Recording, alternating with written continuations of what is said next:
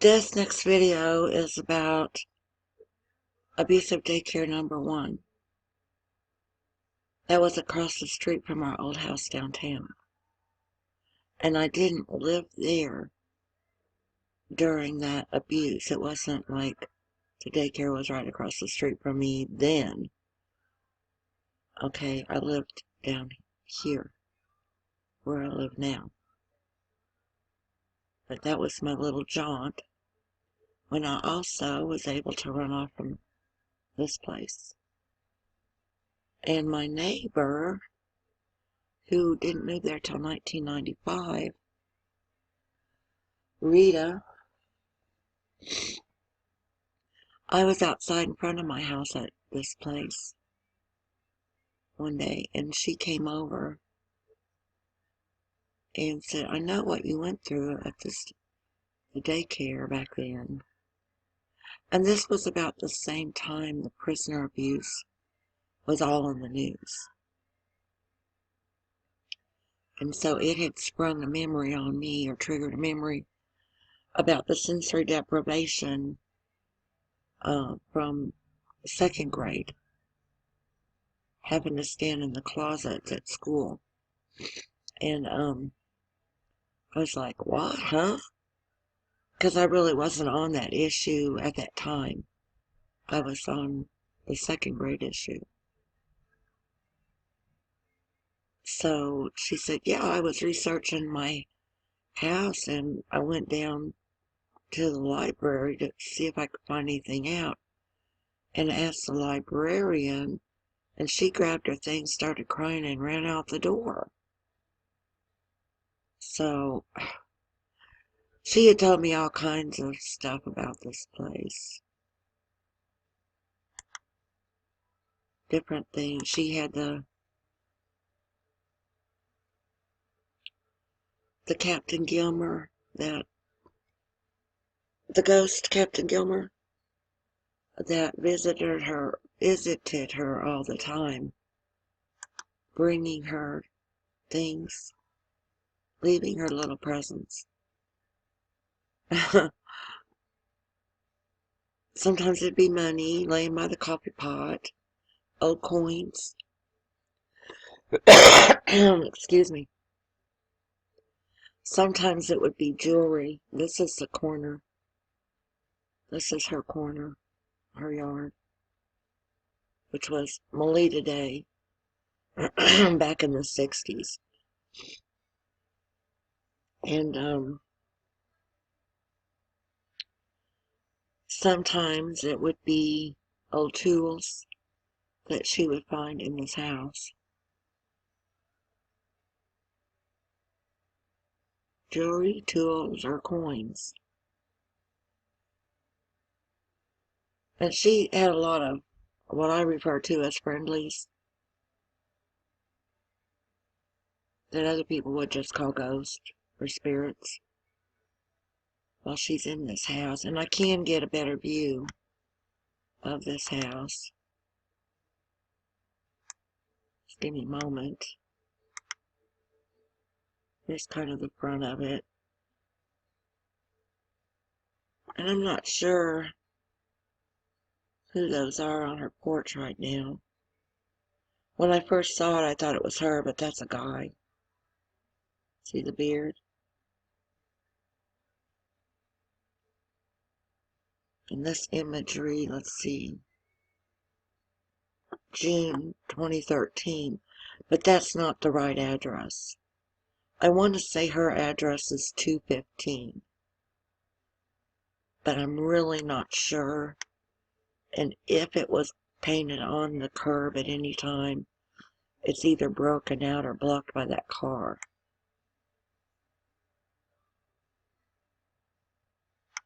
And she'd always be out here rooting around, working on her flowers or something. And there's a widow's walk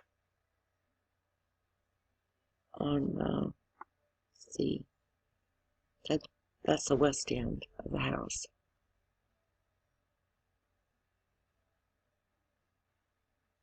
That she said, the daughter of Captain Gilmer And she had told me the name, but I forgot it now. Captain Gilmer owned and had built that house, I guess way back in the beginning of Sedalia. She committed suicide by hanging because she was kept from marrying this colored guy that she was in love with here in town. And she was never going to get to see him again, or couldn't marry him, whatever. Her daddy didn't swing that way, you know, so, and then we'll kind of go around this other side. But this is the old playground stuff from back then. See if I can, now there's her other front door. And this thing here, I believe this is the one, this rock. She was showing me that, and it had these child handprints down in it.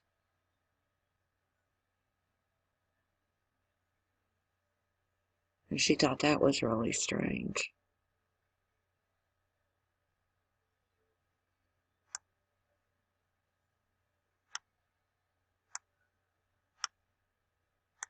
You know, I ran off from here a number of times. And Terry, R.I.P. Terry, the part Cherokee psychic, drunk former cop who was married to the chief of police at one time. I befriended her, or vice versa, via Rita. Well, Terry's dead now, but she was telling me that back then in the 60s, she was a Flatfoot cop, and this was her beat. And she's who discovered the kids being warehoused in the basement at this place. And she had been walking by and could hear them crying. And so I guess she went to the door. Maybe she got a warrant first. Probably. I don't know. I mean, if someone thinks it's an emergency, maybe they don't follow protocol so closely. I mean, an emergency is what an emergency is. And maybe she felt it was that much of an emergency.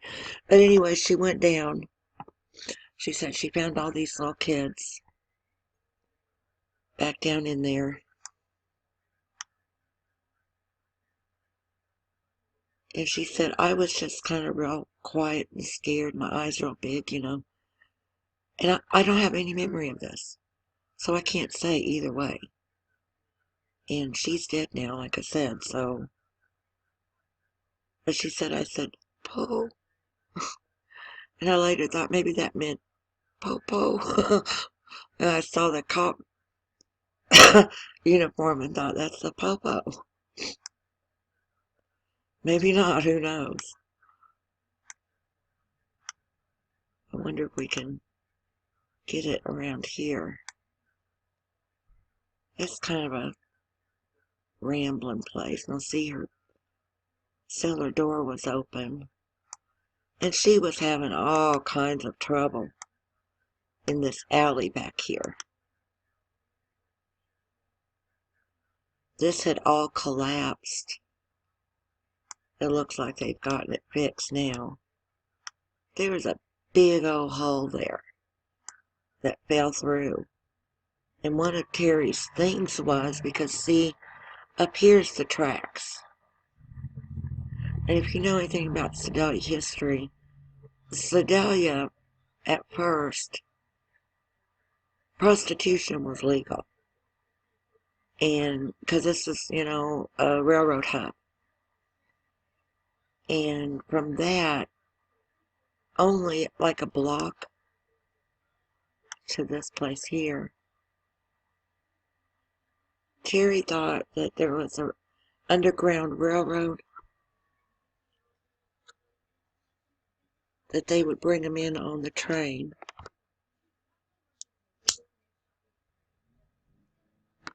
And of course, that being full of kids at the time anyway, who would notice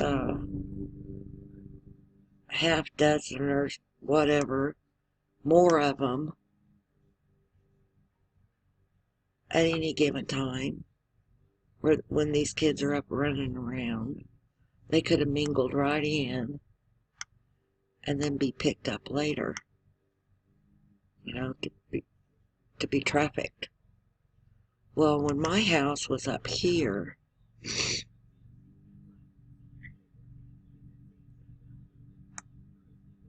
my house came pretty near up to, this was an alley. It's probably still an alley, but now a parking lot. This was my house, 208.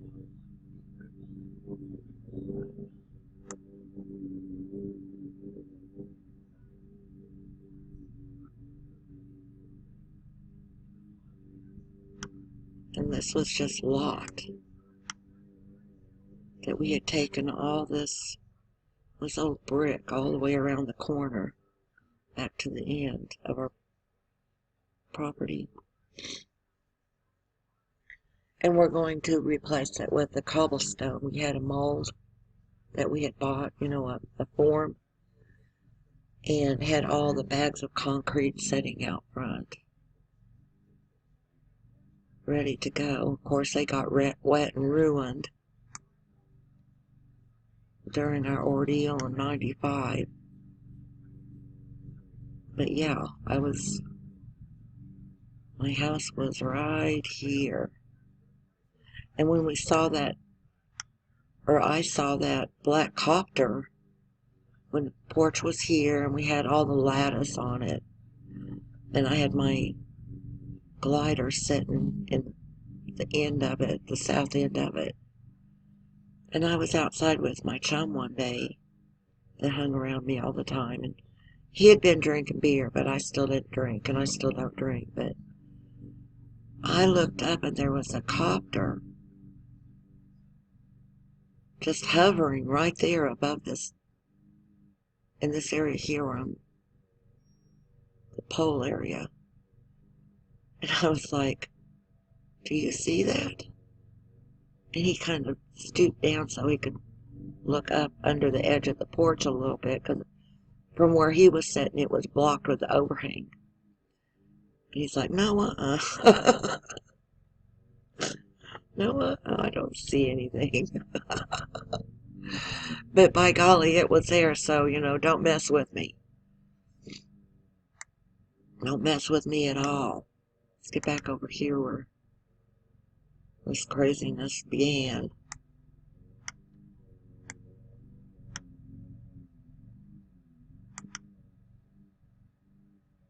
Wish you could see her widow's walk up there. But then later, Rita told me she had found, and she didn't say that she had found this earlier and then forgot about it. She found another staircase, a small staircase in this house, aside from the two commonly used ones. There was a front staircase, and there was, in her kitchen area, another staircase that, well, it had a door on it. So if you didn't know it was there, you might think it was a pantry. But same as with Tiny Tots, I believe. Maybe I'm wrong, though. I was going to say the area downstairs was the daycare area, and then upstairs was living quarters. But I'm really not sure right now. I don't think so, though, come to think of it, because I kind of remember using the front stairs. But she's had all kinds of weird things happen to her. But that's all her story, so I'm not going to go into it. She did share with me one time